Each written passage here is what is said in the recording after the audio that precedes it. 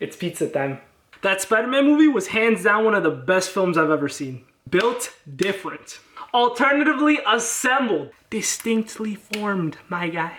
I was talking about the film with one of my friends when I had mentioned I had never watched the old ones. The face he gave me was the same face you give the cashier after you find out they messed up your order. Like a mixture of disappointment and utter hatred.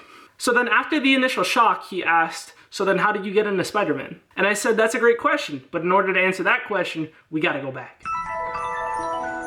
The year is 2017. I was obsessed with the NBA and my favorite player was Russell Westbrook. What? Bro, what are you talking about, man? The summer following the 2017-2018 season, the team Westbrook was a part of, the Oklahoma City Thunder, acquired another superstar talent by the name of Paul George. How talented is Paul George, you may ask? Well... That is the one! Look at this again. Oh, boy. I mean, that's slam dunk competition in a game.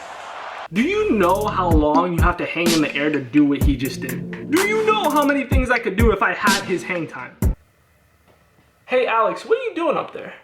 Oh, I'm just reading Percy Jackson, bro. I'll be up here for a little bit. Alright, bro. Well, when you all set, let's go play Valorant, alright? Yeah, I got you. And the third derivative of 4x to the fifth is 240x squared. Bro, are you still up there? Yes, but before you get mad at me about missing Valorant, I made you a little snack.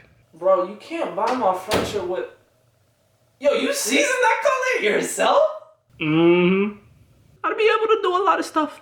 Lastly, the Oklahoma City Thunder acquired all-star forward Carmelo Anthony to accompany Westbrook and George. Now, y'all gotta understand something. Carmelo had gone through many different transformations. First, there was Melo with the cornrows, then there was Melo with the bald fade. Now he had a hoodie.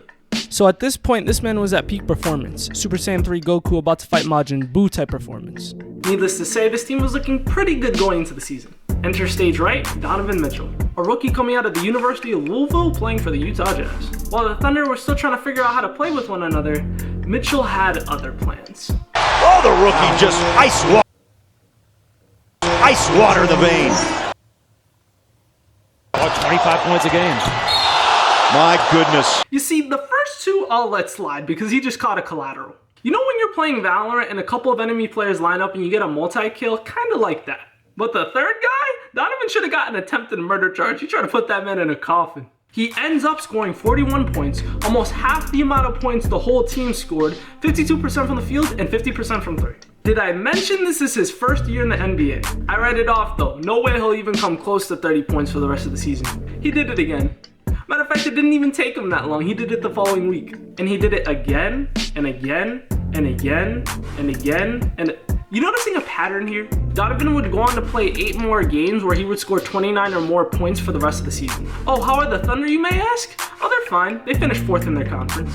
But you know who finished 5th in the same conference? The Utah Jazz. So that means they get to play one another in the first round of the playoffs.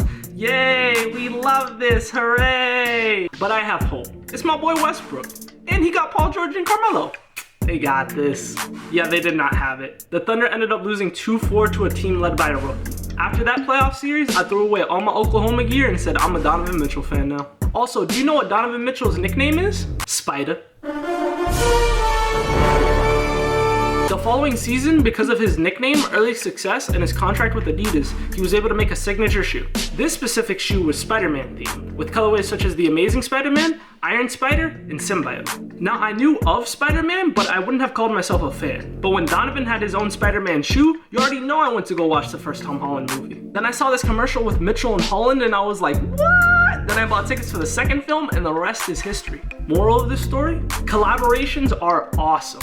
They allow for 2 completely different worlds to collide that prior to had no business working as one in the first place. But if it's done correctly, you can not only introduce new fans to an idea, but also strengthen an idea with the collaboration itself.